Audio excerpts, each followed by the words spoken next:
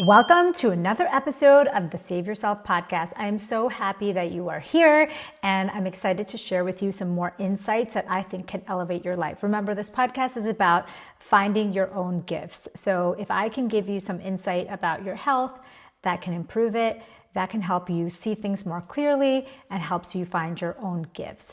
So today I'm super excited to have a new neurophysiologist and someone you might know from Instagram. Her name is Louisa Nicola. She is an incredible woman with so much information about brain health. She has an institute where she teaches coaches. We'll talk about that. She's a wealth of knowledge. We get into creatine. We get into things that you can do to improve your brain health, the exercises, the exact training schedule that you could be using. Very excited for that. This show and all our shows are sponsored by our products, our Chai Protein Plus, which has tons of reviews. It is easy to mix just in water. You don't need a blender. You can mix it in your coffee. You can add it to your foods. It's actually really amazing and doesn't have a ton of preservatives, made in the USA, etc. Have the chai latte as well. That's at amymdwellness.com. We also have the amymdnetwork.com, which is just a place for you to interact with me live on a weekly basis. We're talking live on the Amy MD network and we're doing the podcast. So it's a super cool experience. We took a bunch of live questions. So if you notice that we're kind of on two different places, that's why. If this works out and this is valuable to you, let me know. I would love to do more of that. And also thank you for your ratings and reviews. Thank you for being here. I really am excited to see how you can elevate your life in this next year. We're coming upon the end of 2024. It always makes me think like what things went well, what things didn't go well, what I want to bring into the next year. So I hope you find some things in this podcast that you will be doing for your brain health into the new year. Thank you for listening and watching. So thanks everyone for joining today. This is a really cool, we're just trying this out because I think it's a really great way to interact and get some live questions. I have the amazing, and do you like to be called Louisa or is there a different, do you Yes, like Louisa's adopt? great. Yeah, okay, great. I just like Louisa. And can you guys hear us okay? If you have any issues, let us know. We're kind of talking to the mic and also talking into the phone. So if you see us And this is moving, my first time, guys, on this app, so I'm excited. I don't know what's going yeah, on.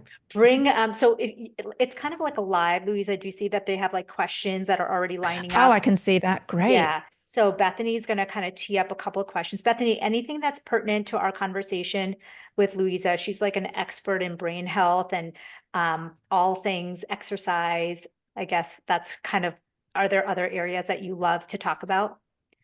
So my main area of expertise is Alzheimer's disease, but I'm an intraoperative neurophysiologist. So we can talk about brain tumors, but let's keep it light and fun.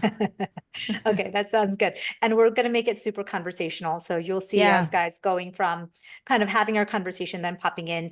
Probably Bethany, like at the 1:45 time point, we might pop in for a couple of questions just so you get an idea of when to gather some of the questions together. So this is going to be super casual conversation. And the reason why I'm so excited to talk to you is that I love following you on social, and I'll do a separate intro, for the podcast with your bio and all your accolades. But I would love to just chat with you and hear so much more about what you're up to, the program that you run, what you're so passionate to get out there to the world. For example, I'll start with, I saw kind of like a viral reel of you talking about creatine, especially for women. I know it's a hot topic, but I wanted to start with that because I personally wanted to chat with you about that. Yeah, and it's so funny. That did go extremely viral, and through no fault of my own. It was I posted it just because I just believe in it, and I was hearing a lot on social media from women saying, but it causes hair loss, and it makes me bloated, and I'm a woman, so I was looking at all these females speaking about it, and I was like, oh, that's interesting to me. Maybe I'll just clip this and put it out there for the world to see because it's really important. And you would know this as a doctor, as a public educator. I just want to get all the information that I have in my head out there to the world. It's often extremely hard to do that in 60-second reels.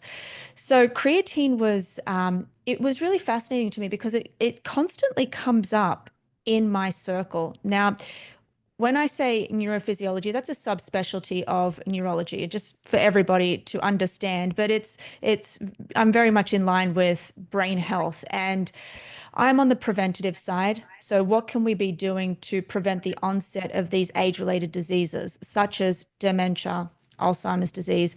And when I was researching, which I constantly do, I kept seeing creatine coming up in the research, and I loved it. So creatine helps with cell energy metabolism. And when you look at the literature, you know that everything requires energy, from our thoughts to our movements to how we age to how well our cells in our brain and our body keep us healthy and alive and energetic. And if creatine can help with that, then we should all be taking it. And one of the things that, oh, sorry, you go. Well, I'll let you finish, but I'm one of those people who've seen the negative aspects of it. Women, for example, claiming that it causes hair loss or the weight gain. And so I just wanted you to address that as well. Yeah, there is this misconception that it causes weight gain. And the first thing that we need to point out is because creatine is actually pushing more water into the cell, it's not weight gain that you're feeling. It's more so if you do feel a bit bloated, that's completely normal. And if you do, you can always bring it down a level. So my recommendations, and this is standard across the scientific field, recommendations are 5 grams a day. Mhm. You can go up, you can go down, but let's just say you're taking 5 grams a day and you're feeling a bit bloated, you can come back down to 2.5 grams.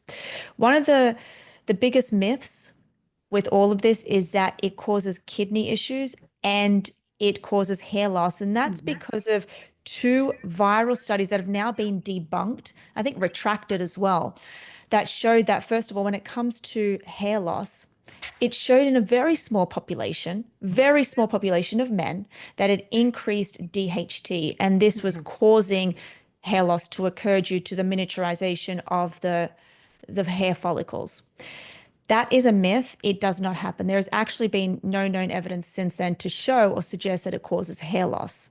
So that's the first thing we've debunked. So that makes it safe. The second thing is there's been no known cases of kidney issues that occurs directly from creatine. If you've got comorbidities, maybe it happens there. So it's a completely safe supplement. I actually get my parents to supplement with this every single day. Should every woman be on creatine? Well, I caution that with obviously seeking medical advice, but I don't see why not. And that's because we've seen as we age, especially for postmenopausal women, we have decreases in bone mass density, we have decreases in muscle size, and like hypertrophy, and also strength. So if we can counteract that in any way by either hormone replacement therapy, or even using creatine as a supplement to help us build stronger muscles while we're in the gym, give us more appetite and energy for going into the gym and pushing heavy, then why wouldn't you want to do that? I think that the I guess it's like so overwhelming for women to think of all the things that they have to do, especially Oh yeah. as you move through the perimenopausal transition. And what I've tried to think about is like, okay, if you're going to do the basic things, it's weight training, it's getting more sleep, it's walking, it's the sunlight, um, it's the dietary changes, more protein, more fiber, more probiotic foods. But I think it's also important to highlight that there are some things that they can be taking, women in general, like for example, I always talk about magnesium, vitamin D, and omega-3s as maybe like the top three that have a lot of evidence behind them. Not that everyone needs to be taking them, or not that you need to even need supplements to take it, but that these are ones that I found for myself to be helpful, and adding it more into my life through diet and through supplementation can be helpful. But creatine has been something that I have experimented with just over the last year or two, and I'm still kind of forming my own opinions on how it's helping me, which is why I haven't been as vocal. It's more like something that I've been trying in basically 2024 as a regular part of my diet, to see if it helps with muscle strength and my ability to lift heavy things at the gym, and cognition. Frankly, Mm. that's the most important thing for me. And is there some element of prevention that goes with creatine as well? So one thing I want to point out is what else do women have to obviously not look forward to, but what are we predisposed to as females during that perimenopausal and menopausal stage? We know that 2 out of 3 cases of Alzheimer's disease are female. We know that 80% of all autoimmune diseases are female, and we just don't know why. We also know that strokes are increased in females. So you can see this pattern occurring here in the dementia space, right? So we know that we're going to get a natural brain aging process. So one of the best ways to counteract that is, well, actually, I wouldn't say one of the best, well, one of the best ways is through exercise, but what else can we be doing to help us get to that point? Because we should know, yes, we know we have to exercise, but I've seen it. I'm not at that stage yet. I'm 35. So, and I do my hormone checks regularly, and I have a plan for when I hit 40, or a plan for when I hit perimenopause, I would say. But what I can tell you is that you want to give yourself the best chance possible of getting into the gym and being able to eat well and being able to sleep well. And that comes with having a healthy brain, because the brain and the nervous system are responsible for absolutely every single thing that you do. The way that you think, the way that you make decisions, the way that uh, you lift dumbbells. You don't lift dumbbells with your arms, you lift them with your brain. It's this Mm. neuromuscular connection. So giving yourself a head start by cutting yourself some slack. Maybe your energy is low. Taking creatine every day, one of the safest, most well-studied supplements on the market, can help you with cognitive performance and overall longevity. Here's the caveat though, Amy. What we've seen is that when it comes to cognition, let's just say you're taking it purely for that, because that's what I'm doing with my father, who had a stroke in 2019. The I'm evidence sorry. shows that you need to be having at least 10 to 12 grams of creatine in A order to day. get a day to get the brain benefits. And that's for females as well. And I'll tell you why. We have this layer on our brain of cells. It's called the blood-brain barrier. You can think of this, I always describe it like a bouncer at a nightclub. He allows some people to come into the Mhm. club and doesn't allow other people. So not everything can get through, but creatine can. And when it crosses the blood-brain barrier, sometimes it loses because it's strong. The creatine has to get past that blood-brain barrier. And once it gets in there, it's lost a bit of its bioavailability. So to be uptaken by the neurons, you need around 10 to 12. What do you do 10 to 12 yourself? Some days when so I was telling Amy offline that I go into surgery 2 days a week, and sometimes, we had a 25-hour surgery, and it was taxing, and I knew that I had to really utilize my brain. So that day I had about 12 to 15. But on my everyday, I have one scoop, and one scoop is usually five grams. Why not do the 10 to 15 on a daily basis for yourself, for example? Well, I think I'd rather do that when I'm getting into that perimenopause and Mhm. menopausal state. Um, I don't experience any side effects from it. Actually, I'm having probably around 7.5. I'm having about a scoop and Mhm. a half right now. I'm getting great benefits from it already. I feel like my cognition is fantastic. So until I get to that stage, maybe around 40, 42, I'll start supplementing with more. Um, just shifting gears just slightly, and then we'll come back to creatine. Any thoughts about melatonin? The only reason I ask is when you said blood-brain barrier, and we know that there's all these medications and supplements that people take that cross that blood-brain barrier, and some of them are obviously bad.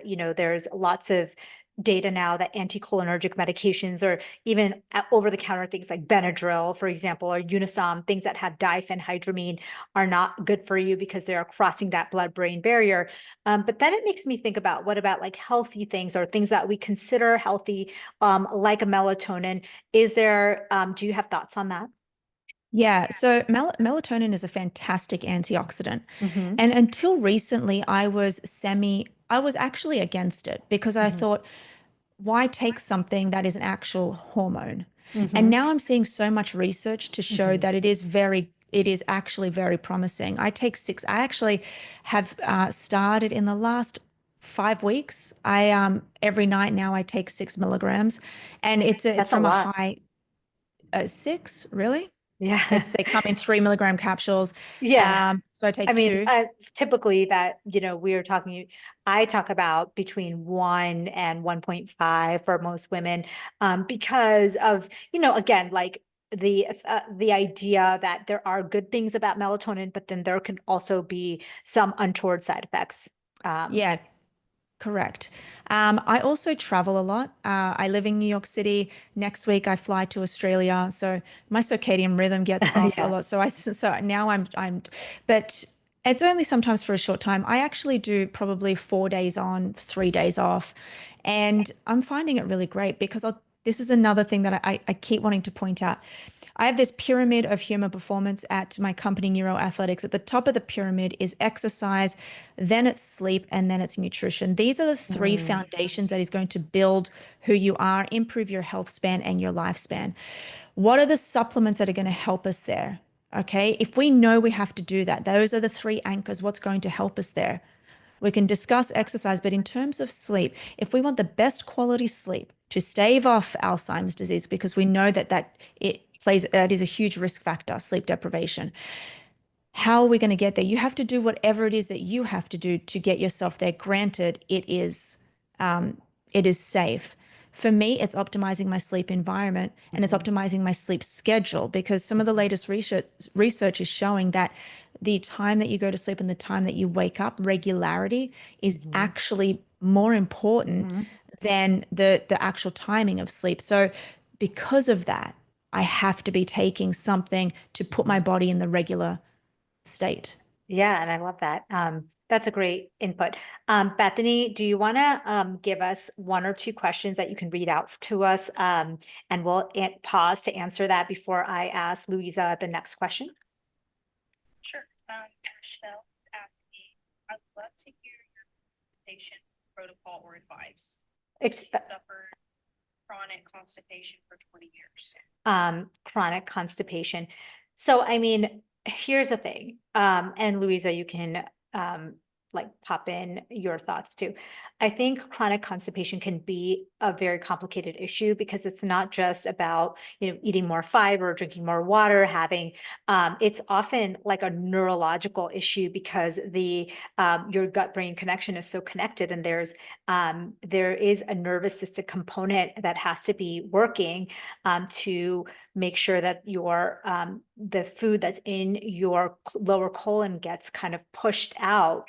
And so it's not something as easy as, hey, just for some people, as easy as, hey, increase your fiber and drink more water, which for some people like me, like if I have more fiber and I eat some, like for example, magnesium citrate, or have some caffeine, that really gets things going. But for other people, it's not as easy as that. And I think from the neurological component, I don't know if you want to, you have any thoughts, Louisa? I don't, but what I do know is that in 2020, I believe the American Academy of Neurology, um, this is not to place any fear into anybody, but Yeah. this is the only thing I really know about this is that they did put constipation for a certain amount of days over a year Hmm. as a Yes. risk factor for Alzheimer's disease and dementia. And I remember reading that and thinking like that makes so much sense because it does. there's such a neurological component. That gut brain connection is really one big network. And it makes a lot of sense. Yeah, so other than optimizing diet, evidently going and getting as many scans and workups as you can in that area, it would be really figuring out food intolerances and doing. I actually just did a stool test for the first time ever, just for fun, which I'm excited to see what that reveals. So it could be an Oh, I imbalance was going to there as ask you, well. you don't know the results yet. Okay, so that's coming up soon. No, yeah. Mary is asking, can you talk about the farmer's carry? Is that something that you do? And do you recommend 75% of body weight? And is that something that's part of the, kind of neuromuscular protocol?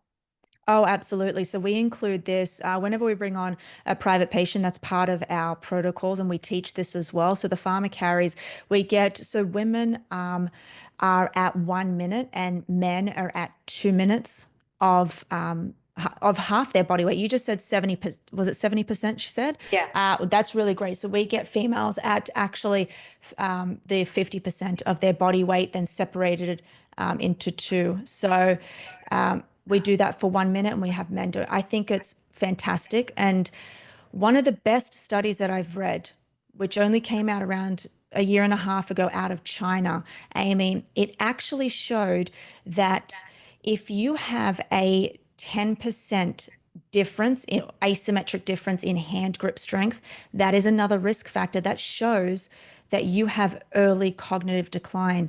So we're doing as much as we can to optimize for actual hand grip strength. When we see hand grip strength in studies, it's a proxy for strength as an overall goal, but I actually work on hand grip strength. So I'm doing farmers carries myself. All of our clients are doing it, and I love it. How often, so say someone's hearing this for the first time, which I think a lot of people are, how often should they start? Like, is it like twice a week, 3 times a week? Are you talking about daily, 4 times a week? Because I think, of course, you have to work up to that 50% or more, but how many times a week should they be working on this? I would first test yourself, right? See if you can even pick up half of your body weight and see how far you go and then just drop it. That's where you want to start first and foremost. Record yourself. Sometimes you may even get 3 steps, whatever that is. It doesn't really matter. That's your benchmark. And then after that, you want to start with 1 day a week. You can move it up to 2 if you can get to that minute. That's really like 2 minutes is a long time. Oh, And it are you is a long standing with time. it, or her follow-up was like, do you walk with it, or are you just aiming to just stand in place with it? No, you're walking with it. You're walking forward. Usually, if you can wear barefoot in the gym, if you can have barefoot, I actually wear those 5 finger toes, Yeah. which are really ugly, but they're Yeah. fantastic. So I use those, and let me tell you, it's not easy. It's the same as we do you know how you do the pull-ups. Pull-ups. If you can just hold there for 30 seconds, you're doing great. Even that's hard So to do. why barefoot? Barefoot, because what you want to do, you want to maximize the neuromuscular connection. So when we recruit muscle fibers, it's actually from our brain. And if you are on an uneven surface, which a lot of people are when they go to the gym and they're doing weights, they're in these shoes that are just uneven. You want to be able to remain just posturally as well. You want to be able to remain barefoot or flat, say, the whole time. Yeah, I think those sneakers, like I know, for example, my Noble sneakers that have the very hard, flat foot is much more comfortable for me when I'm lifting or carrying heavy things, because it does give you that kind of um, uh, surface, kind of grip on the surface. Whereas when you're wearing those very cushioned sneakers, it's very hard to find that connection with the ground. Exactly. And you're going to find that when you're doing any type of strength training, you're probably going to recruit muscles that you don't want to recruit, i.e., if you're working on your glutes for a day and you start recruiting your hamstrings and you're on an uneven surface, you're just not doing the right exercise. Yeah. And like for me, I always recruit my neck into any kind of upper body. So it's always like a lot of stress I always have to kind of relax my shoulders and my neck so that I'm doing the work that I'm supposed to be doing. This is a really good question. Kristen had a question, is like, are there other dangerous medications or supplements that cross the blood-brain barrier that we should know about? Like for example, I had done a video on anticholinergics, and it was very confusing to people because they didn't understand what anticholinergics were. But when I said it's like something like a Benadryl, that was really alarming, Yes. because so many people are taking Benadryl on a regular basis for sleep. And that's something that I don't recommend on a regular basis, at least for long term. But is there any other meds or things that you would not recommend for people to take as to not to kind of lower their risk of dementia? So let me go with my hierarchy. I've got 3-tier hierarchy. Tier 1, without a doubt, this is what everyone should, and this is in my honest opinion, should be taking, and it is whey protein, creatine, and omega-3 fatty acids, specifically EPA, DHA. Everything else in tier 2 comes from understanding blood work. You mentioned, Amy, vitamin D. for example. I love vitamin D. I myself take it. However, there is no point in taking it if you have a vitamin D score of 60 nanograms per deciliter. So vitamin D sits at the next one, and I'm looking at my supplement stack right now. I've got rhodiola, which is what I love as well. It's an adaptogen. So other than these, and we can talk about more tier two, other than those, not really. But Benadryl, I did see that it was a risk factor for Alzheimer's disease. Yeah. Okay, I want to talk about something else that I thought was so powerful, that I've heard you talk a little bit more about, and so wanted to dive into the effects of exercise for cancer prevention and treatment. Can you talk a little bit about how powerful exercise can be, and how does it actually affect tumors or cancer cells?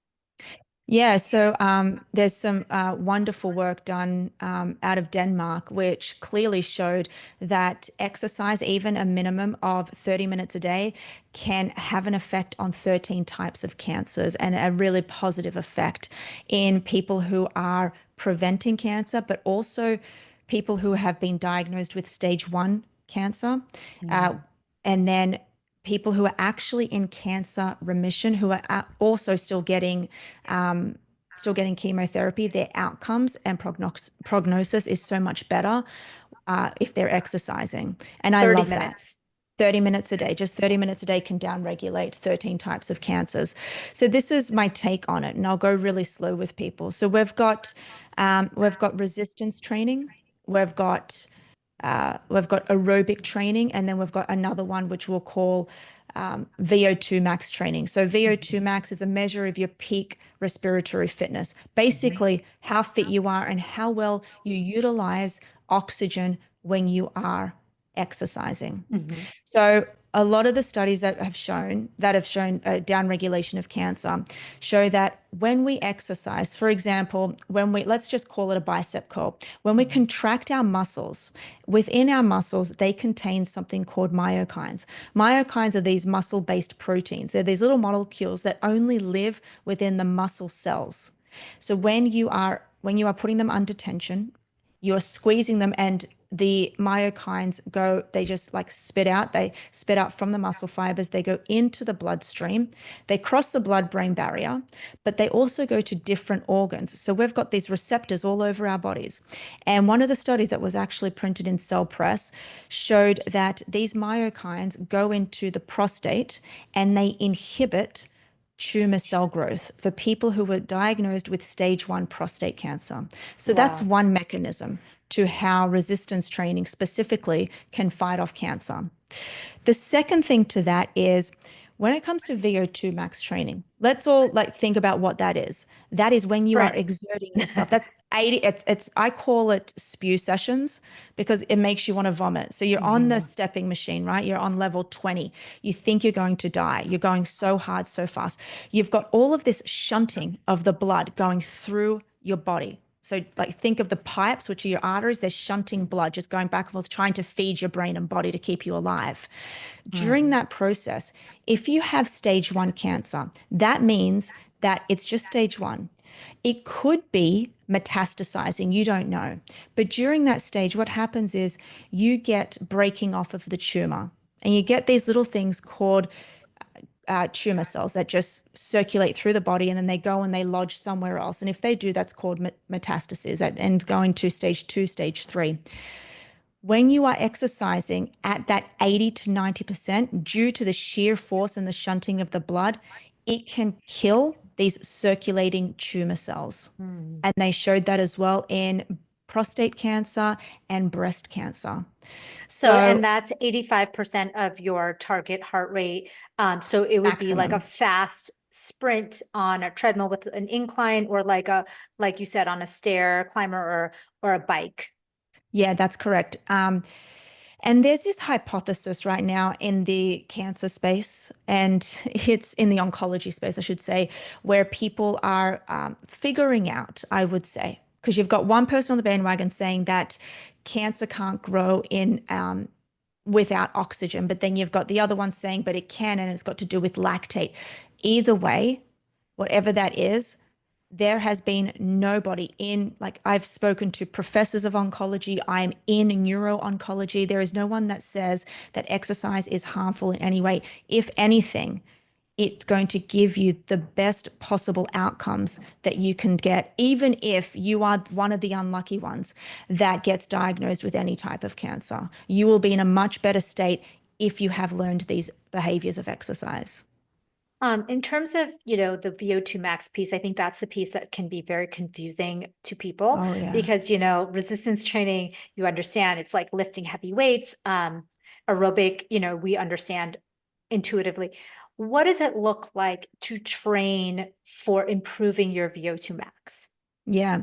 And for people who, so a VO2 max, guys, is when you measure how fit you are, it generally involves going into a lab and doing this daunting exercise with a mask on your face, and they're measuring ventilation and carbon dioxide and oxygen. And it's a bit confronting and scary, right? So if you don't want to do that, there's actually a really great test that you can use. You find a running track. It's called the Cooper 12-minute run test. You find a running track, you set your timer, and you run or walk as fast as you can for 12 minutes. You just need to cover as much ground in 12 minutes. And then you can go online and put in Cooper run test calculator. It'll tell you how long and what your heart rate was. You got to wear a heart rate strap. And then it calculates your VO2 max. So you can do it that way. So Run on a track, just so I understand. You're measuring your heart rate throughout so you could use maybe an Apple Watch or something, correct? yeah. And run for 12 minutes and then download that data and upload it to the site to understand your VO2 max. Yeah, and you want to do it with you want to do it on either with a GPS watch, because you need to also track the meters covered. Got it. So could the Apple Watch do that? I'm not even sure. The Apple Watch can do that. If you go on a run track, I think it's a 400-meter track, so you can count how many laps you did and just work it out. Yeah. Got it. And then you just go into the much easier calculator. than going into a lab, for example, and getting your VO2 max, especially if you're doing multiple readings over multiple months. Yeah. And then how often do you check your VO2 max to see if it's improving? Look, you're not going to see many improvements. You probably want to do it every 8 months, let's just say, because you're not going to see improvements every 3 months. There is a Peloton version of that. Is that true?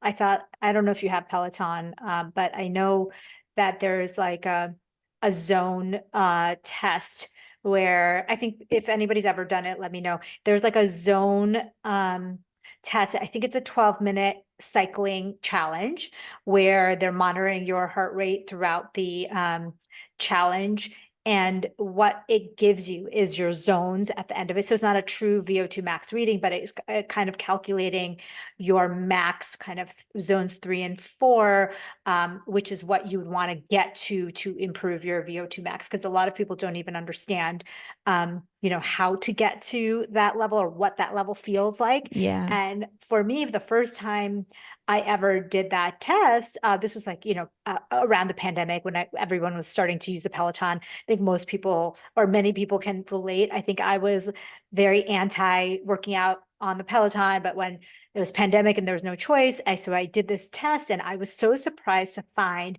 that my zone 3 and zone 4 was at a much higher level than what I considered hard work. So when I used to go to the gym and I would go to a fitness class, like a group fitness class, and I'd be like, I am working so hard, but my heart rate was never getting into the zone 3 and 4. Like when I did that fitness test, I was like, wow, for me to be in that zone 3 and 4, it is like you're sprinting at your very peak to get to that level. And so that's when I really realized that these group fitness classes aren't necessarily the best thing, especially if you're trying to, you're not here or there. You're not at your low level base cardio and you're not at your zone 3 and 4. So you're basically kind of missing out on the benefits of the extremes. My understanding as it relates to longevity, right? And that is how long you want to live. My understanding is that we really should only be training in two zones. I think we should be training in the zone two because you're really building mitochondrial efficiency. Mitochondria, I am learning this, Amy, in the last 2 weeks, I've done 6 podcasts with experts and in metabolic dysfunction and cancer. And I'm just seeing that it's all about metabolic health, which means it's all about mitochondrial health. And the things that I'm For now longevity. for longevity and overall health and cancer prevention, etc. So you should be training in zone two, which is that zone where it's 60%, around 65%, but it's that zone where you can comfortably carry out a conversation with another person. It's like that brisk walk with a friend. Correct. And then you want to be training in that zone 5 zone, which is your peak zone. You should not, I call them spew sessions, guys, for a reason. Okay. I used to be a triathlete for Australia, and my teammates used to call them sting sessions and spew sessions for a reason. If you can go into a HIIT class and do an hour, you're not in zone 2. So this is how you actually improve your VO2 max. The great thing is you only need to do 20 minutes a day, 20 minutes a week. Sorry, 20 minutes a week. So it's one day that you reserve for brutality. The way you do it is you want to do 4 minutes on, 4 minutes off, and that is a complete rest. I do it depending on where I am in the world, but I live in New York City, right in the city. I do it on a step machine. You know the stepper? Well, what The do you stairs. The stairs, yes. Terrible. And my God. Yeah. So I do it on level 18. Wow. And so my timer starts, if I'm on level 0, I go boom and I hit it. So you don't need to be in that peak state for 4 minutes. You basically need to be in that peak state for 2 minutes. The reason why we say 4 minutes on is because it takes a while for your heart rate to creep up. By the time you get up there, you spend maybe, let's just say 45 seconds, and then it comes to a complete halt. You take 4 minutes off, a complete rest, and then you do it again. You only need to do that 4 times. I don't think I've ever done that stair machine at 18. I think I've never even gotten there. That is terrible. Yeah. You're a let good me tell athlete. you. That's very fast. Yeah. And so that's what needs to be done unless you're on a bike. And so if I'm outside, so I'm going back to Australia, I'll have my bike there. I keep it at my parents' place. I'll be able to do bike repeats out. And it's still the same. It still feels the same. It still feels like my chest is about to break open. But I'll tell you what, guys, you can see in the data, Mansaga, a 2018 data that clearly showed that the fitter you are, the lower the risk of all-cause mortality. That means dying from any cause. The fitter you are in terms of VO2 max, if you go from a below normal, just even to a normal average, you have added years onto your life, 5 years onto your life to be exact. I love that. I think all of us are excited to go to the gym right after this and get ourselves into that zone 5. Mary's asking, Apple Watch tells you what zone you're in, but is that accurate? Because No, mine is much higher on the watch than I find online. Yeah, that's not accurate, right? absolutely You have not. to- So I use a Garmin HR monitor, and I use a Garmin watch just to track it.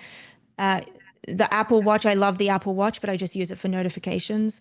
It is not accurate. I wouldn't trust it for sleep. I wouldn't trust it for exercise either. Yeah. I got it for steps, and it gives you a good like kind of overall tracking, but I agree with you that it's not very useful for any of these exercise related things. And like I said, when I did that, for those of you, I think a lot of you have Pelotons. For those of you who do have Peloton with the heart rate monitor, I think it's a great one to check what your heart rate zones actually are, because I think they'll be surprising to you, because it's a really different than maybe what you're seeing online, and it does depend on your fitness level. And so what I was reading online as kind of my heart rate zones that would get me to zone 4 and 5 was very different from than when I actually did the test. It was like I have to work a lot harder to get to my zones 4 and 5 than I would have if I just followed like a chart. Because I think like as you get, I've always done a lot of cardio. And so I have to push myself even harder to get to that highest level, which is great. But it also means that, like you're saying, these kind of spew sessions, like you're really working hard. So if you did this on a treadmill, Louisa, just to kind of bring it back to, for example, I love to run. So if I brought it to a treadmill and I did like an incline run, I would want to run for 4 minutes straight to get to that Correct.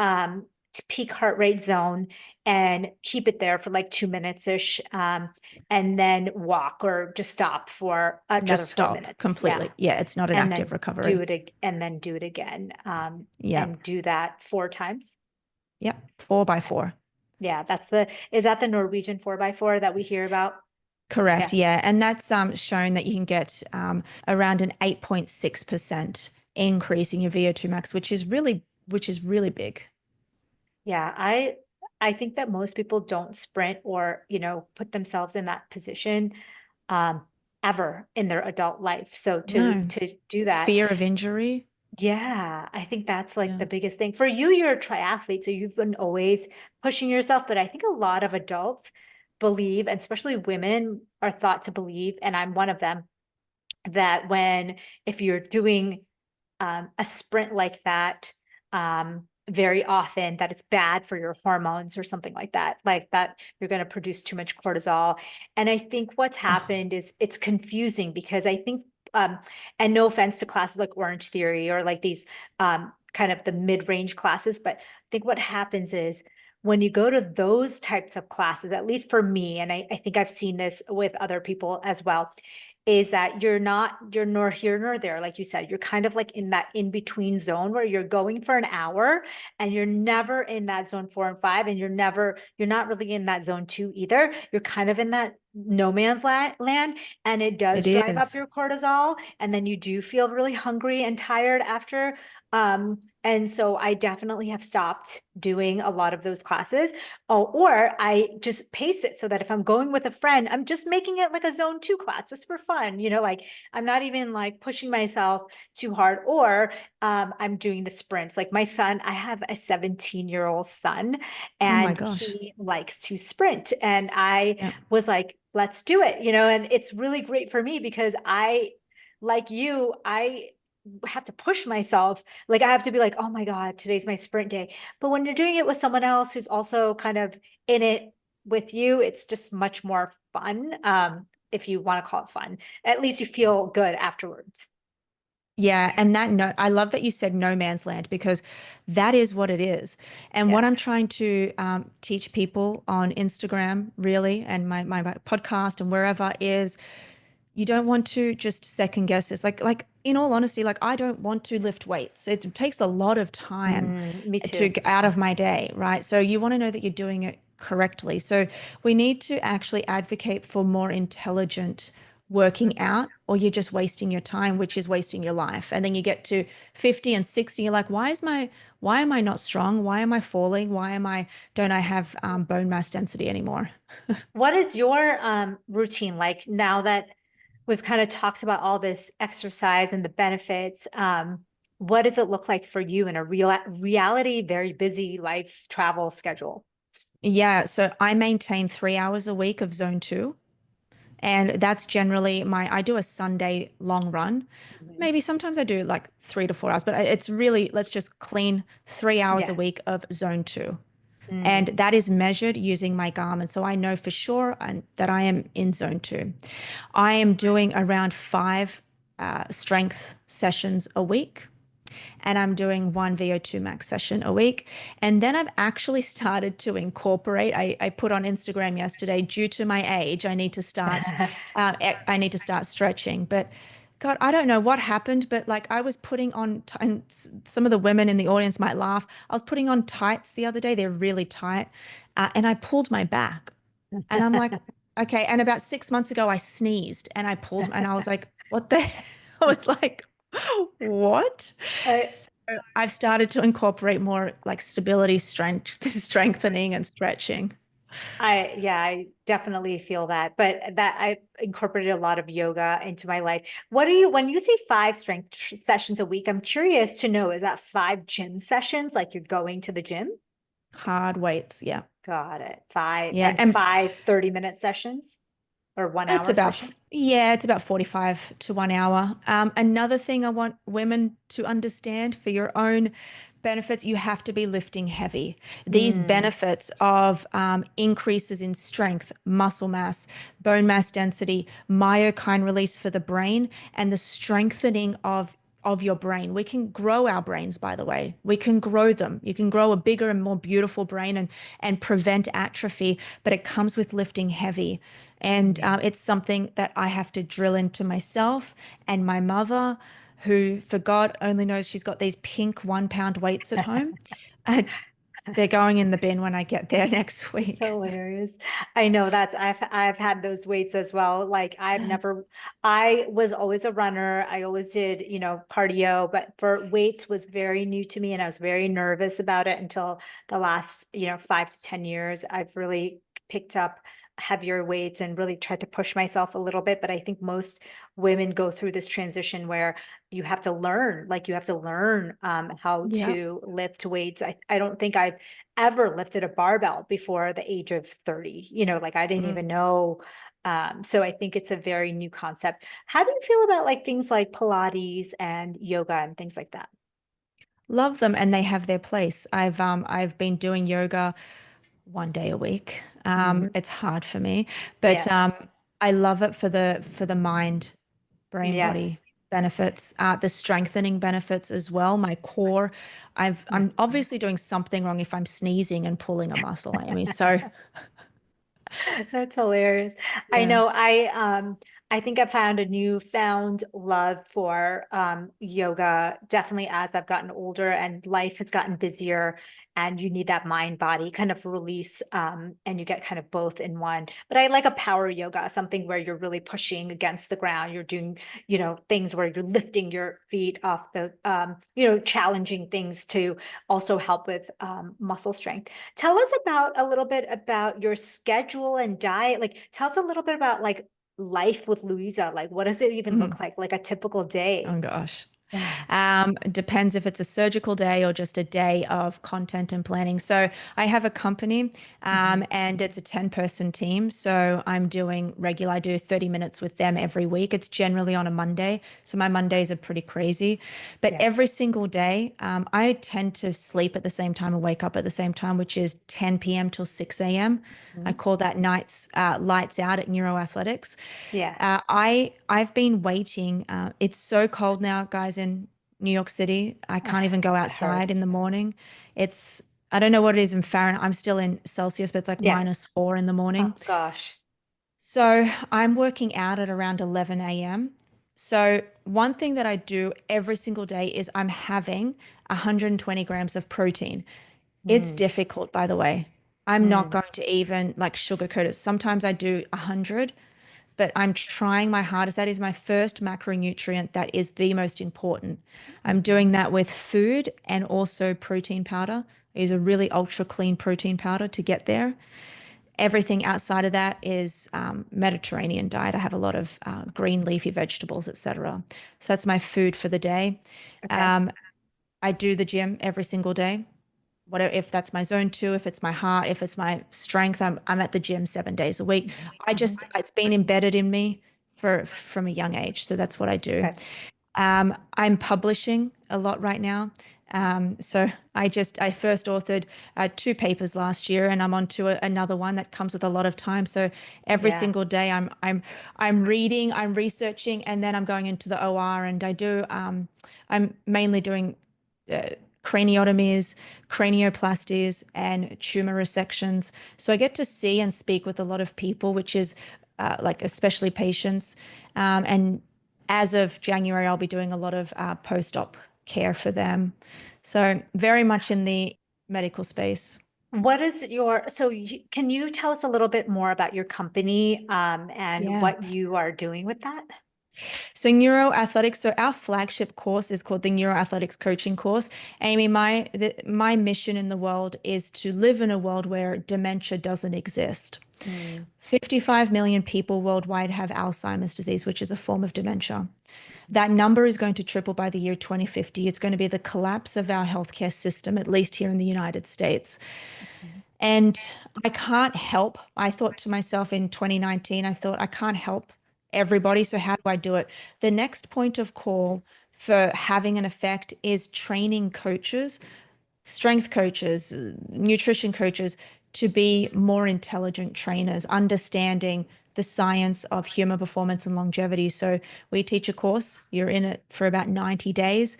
We've certified 2,000 coaches right now. So I'm trying to make Wow. mini-me's around the world because if they can go out there and do what I do, then hopefully the world it will be a better place. That's amazing. And so how do people find out more about that course or? Well, it's on my Instagram page. I blast it every day because I'm trying so hard to get through the misinformation on Instagram. And if you're a coach, you're definitely somebody that can do this course. That's amazing. Thank you for sharing with us. So I want to take one or two more questions. And first of all, I want to Yeah, thank you for your time. Sounds like you're very busy. What is your background in training? Like, what is your specialty and what have you trained in? Because you do so many things. I know. Well, in Australia, we have very different fields because I know in America, I think in order to go into neurophysiology, you have to be a neurologist. Mhm. Yeah, in Australia, we have a different path.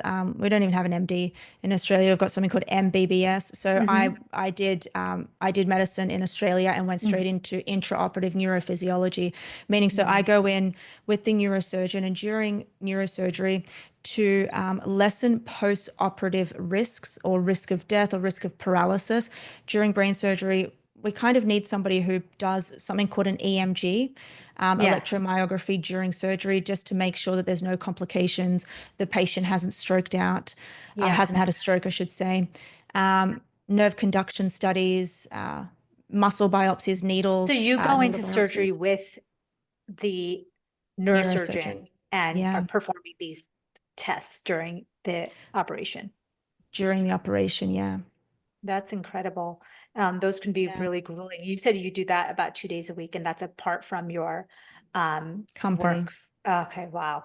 So you are a busy woman, I and you know. travel and you speak and you do all the other things as well. Yeah, Yeah, yeah. social media. Social media itself is like a almost like a full-time job for most of us because it's not just the posting, it's also like the answering the questions and doing all kinds of collaborations and interviews like you're doing right now. So I can only imagine how busy you are because um, you know, I share some of the same kind of struggles and Yeah. schedules.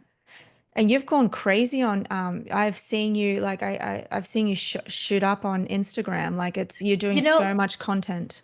You know what happened to me is that I was working full time as a physician until the pandemic.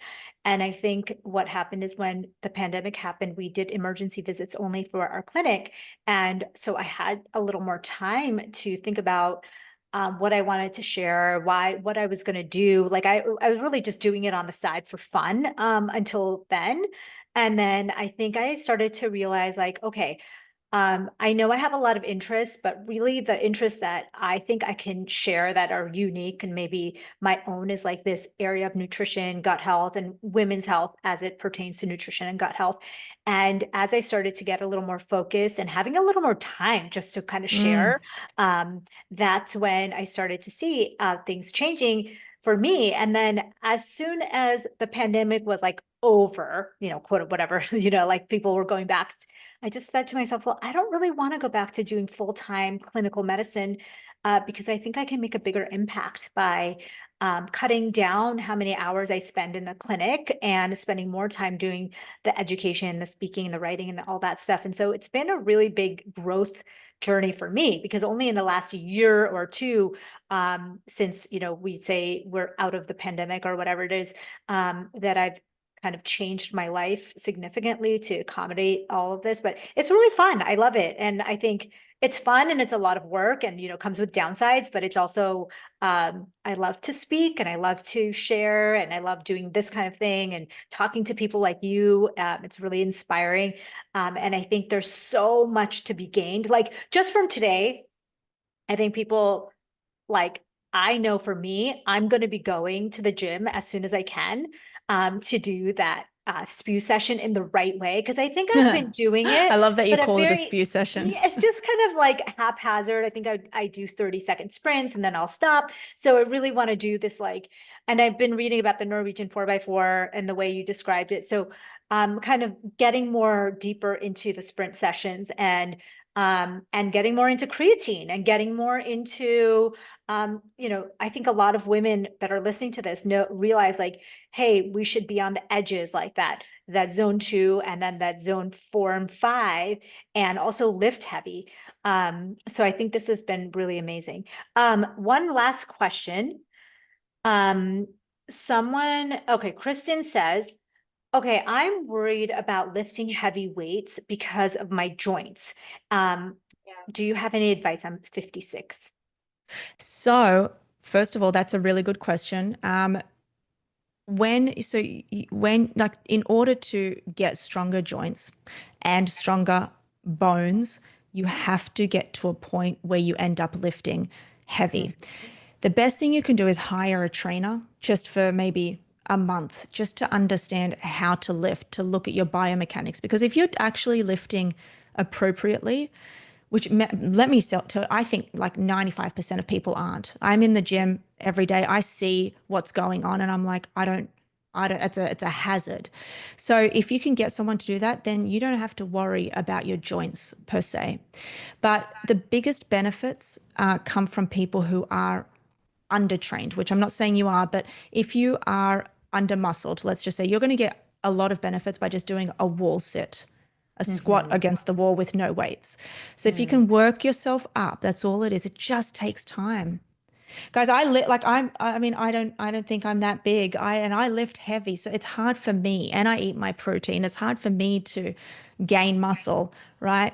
And I'm lifting heavy. So, Yeah. yeah. I think it's a big, like my mom as well. And not to say, I don't know, a lot of people have lifted before, but like, for example, my mom is very nervous. And we Mm. had to get her a trainer, that was very trained, like very familiar with, training people who had never lifted weights before because she had never literally in her life. I mean, she lifted a lot of heavy things in life, but never had been at a gym to lift weights. So it took a few training sessions for the coach to say, this is how you want to pick weights up, but this is how, and it was just a couple of sessions and then she was on it. And I think I would recommend that over going to your local gym class because I think a lot of people do things the wrong way and then it's really hard to unlearn that. And you rather learn it the right way. And now there's so many online programs too that you don't have to necessarily hire a trainer, but I think having kind of a few sessions where you feel comfortable like being around, like for you, you grew up in the gym or like, you've been there since you're a kid, but for a lot of people, it might take a couple of sessions. So Yeah. yeah, go I ahead. just want to say one more thing that I bought my parents for Christmas, which I don't know if they're going to appreciate, but I got them the weight vests. Yes. So it is fantastic for older individuals who may find it hard to lift weights, and so they're just going to be walking. And I'm going to put the weight vests on them, and that just adds an extra 20 pounds for them to go up the hill on. I love that. And is Mm. that in Australia? Is that where they live? Yeah.